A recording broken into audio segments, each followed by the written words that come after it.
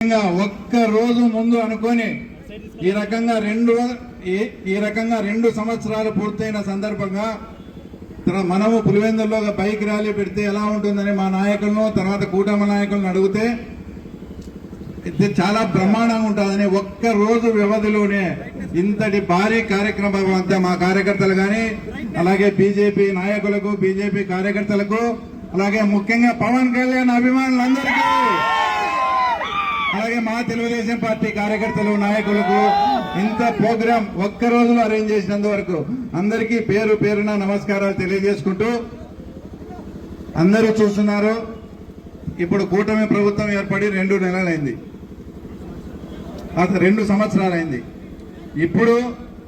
ఇప్పుడే మేల్కొని ఏదో రేపు వెన్నుపోటు దినమని ఇక్కడ ఒక కార్యక్రమం చేపడతా ఉన్నారట. నేను వాళ్లకు సూటిగా అడుగుతున్నా, ఏదైతే పెన్షన్ మేము సూపర్ 6 లో చెప్పిన విధంగా 3,000 నుంచి 4,000 రూపాయలు ఒక్కటేసారి పెంచామా లేదా?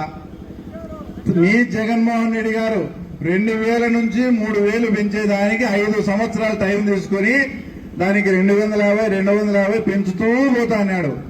అదే మా చంద్రబాబు నాయుడు కూటమి ప్రభుత్వం వచ్చిన తర్వాత 3,000 నుంచి 4,000 రూపాయలు ఒక్కటేసారి సింగిల్ శాట్ లో పెంచాడా లేదా? మీరు 250 పెంచుతూ పోయింది మీది వెన్నుపోటు, మాది కాదు.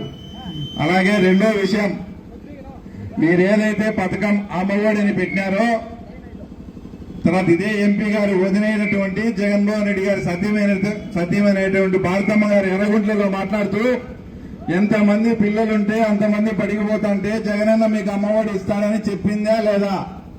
అదే మా కూటమి ప్రభుత్వం వచ్చిన తర్వాత దానే తల్లికి వందనం అని పేరు మార్చి ఎంతమంది స్కూలు పిల్లలు పోతుంటే అంతమందికి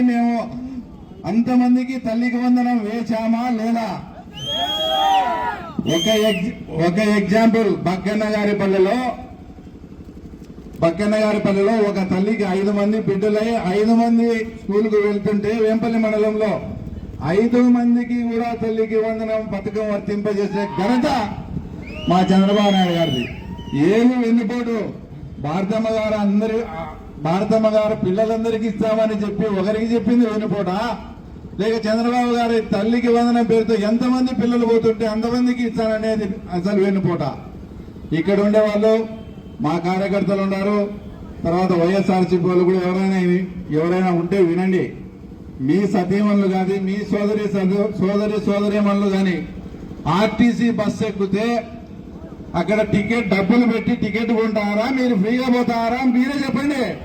ఇచ్చిన వాగ్దానం అమలు పరిచే విధంగా తర్వాత మా కూటమి ప్రభుత్వం పనిచేస్తా ఉంది. ఏది వెన్నుపోటు?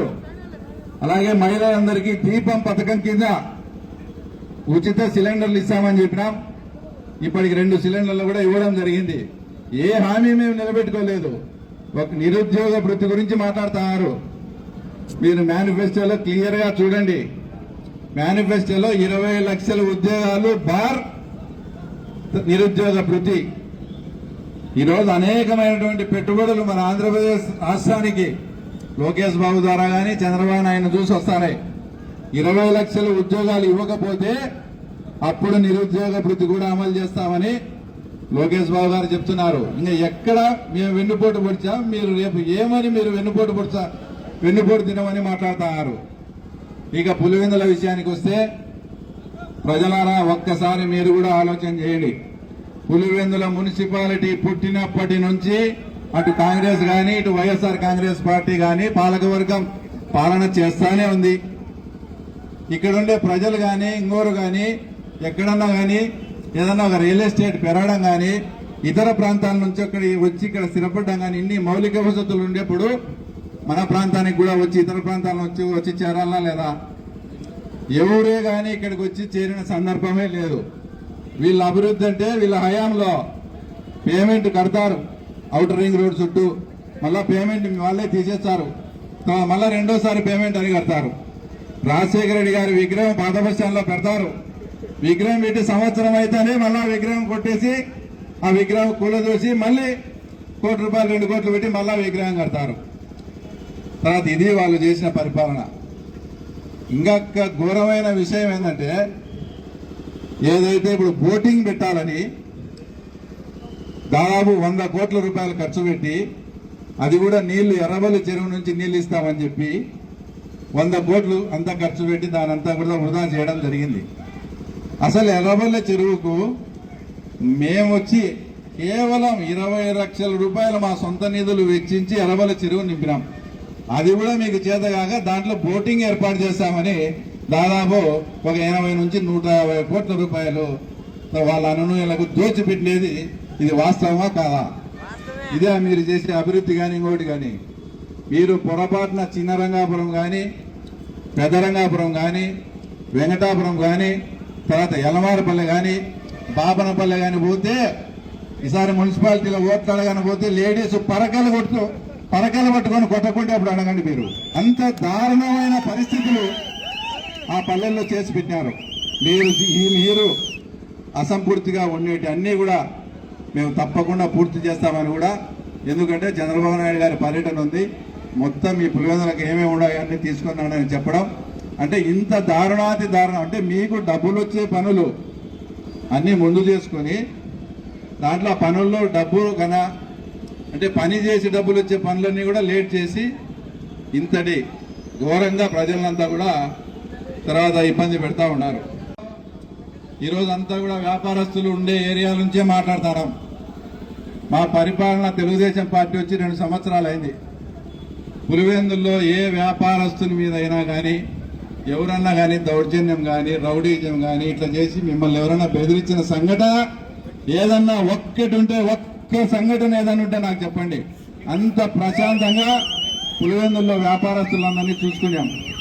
కామన్ మ్యాన్, సామాన్య ప్రజల మీద ఎక్కడన్నా కానీ చిన్న దౌర్జన్యం కానీ మేమేదన్నా కానీ టార్గెట్ చేసి, మాకు వాళ్ళ అపోజిషన్ అయిండొచ్చు, మేము వాళ్ళని టార్గెట్ చేసి పోలీసులతో ఏదైనా చేపించి ఇబ్బంది పెట్టి టార్గెట్ చేసిన సంఘటన కూడా ఒక్కటి లేదు.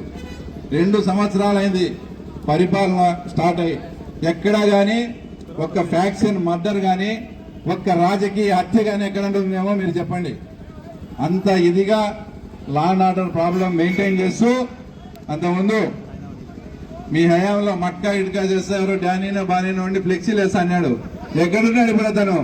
నగర బహిష్కరణ చేయించే అతనికి గుర్తుపెట్టుకోండి, అదే మా క్యారెక్టర్.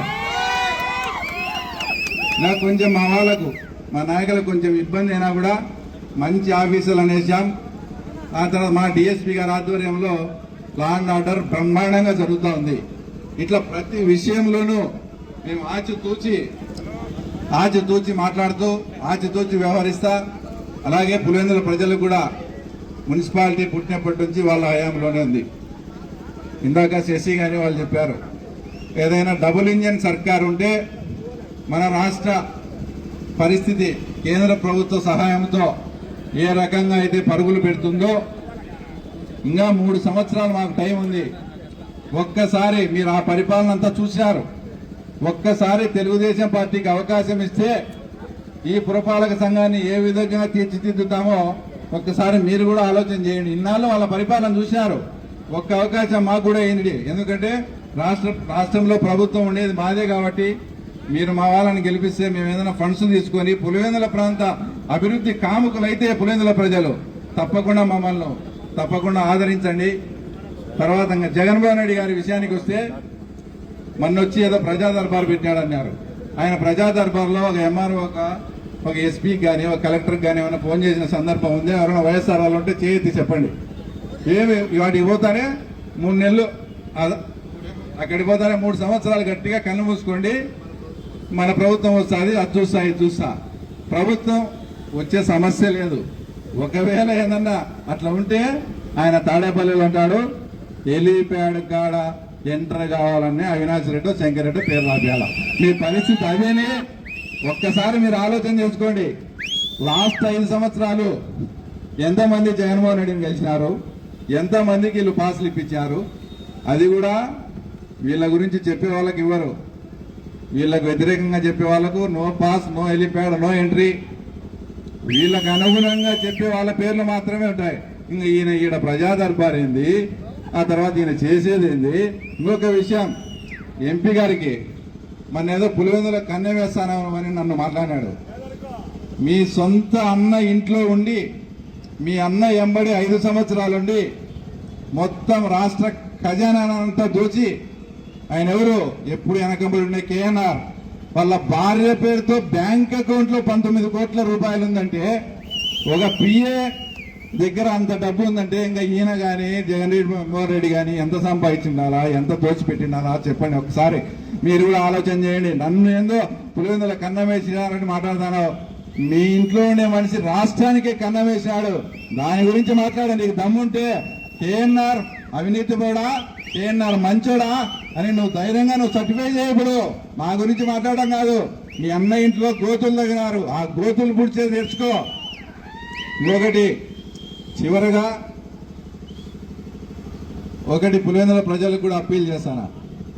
గత మున్సిపల్ ఎన్నికల్లో ఇదే మా భాషాను కానీ మా ముక్కా భాస్కర్ను పిలిచి ఏదో జాబ్స్ కదా ఇస్తానట్టు మీరు నామినేషన్ వేస్తారంట. తర్వాత మీకు గంజాయి కేసు కావాలా, మట్కా కేసు కావాలా, క్రికెట్ బెట్టింగ్ కేసు కావాలా, యాది కావాలా మీరే తేల్చుకోండి అని మాట్లాడినారు ఇదే పోలీసులు. మేము ఆ రకంగా కూడా చేయం.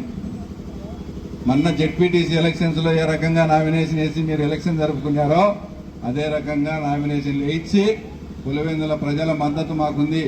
వాళ్ళు కూడా ఆతృతగా ఎదురు చూస్తా ఉన్నారు. ఎప్పుడెప్పుడు అవకాశం వస్తుందా ఒక్కసారి పులివెందుల ప్రాంతం వాళ్ళకు కూడా తెలుగుదేశం పార్టీ వాళ్ళకు కూడా అధికారం ఇస్తే వీళ్ళ పాలన కూడా ఎలా ఉంటుందో చూడాలని ఆతృతగా ఎదురు చూస్తున్నారు. కాబట్టి నీకు దమ్ముంటే ఈసారి పులివెందుల మున్సిపాలిటీని నిలబెట్టుకోని కూడా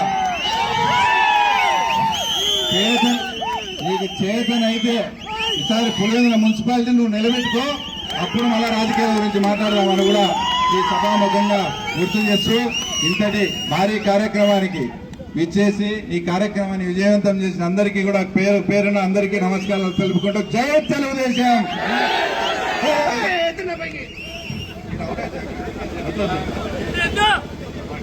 జై కూటమి, జై పవన్ కళ్యాణ్, జై నరేంద్ర మోడీ, జై చంద్రబాబు నాయుడు.